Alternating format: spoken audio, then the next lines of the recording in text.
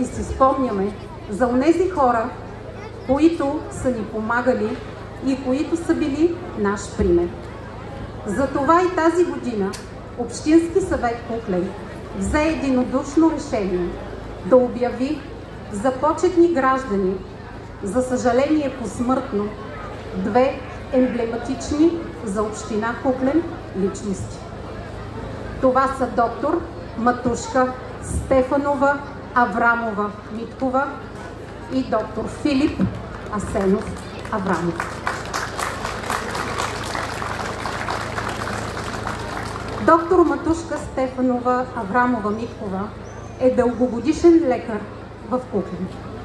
Тя се отличава с професионализма си не само в лекарската професия, но и като човек, общественик с активна гражданска позиция.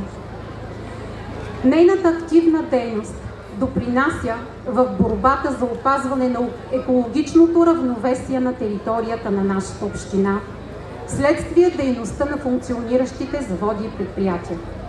Смело можем да кажем, че към днешна дата те са внедрили в производството си модерни пречиствателни системи и съоръжения, които гарантират опазването на околната среда.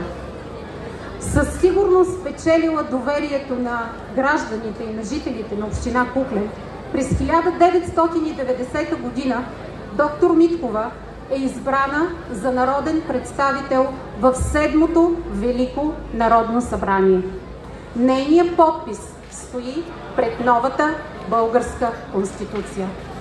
И през този период тя продължава активно да работи за интересите на гражданите на община Куклен. Дълбок поклон пред личността и дейността на доктор Матушка Стефанова Аврамова-Миткова.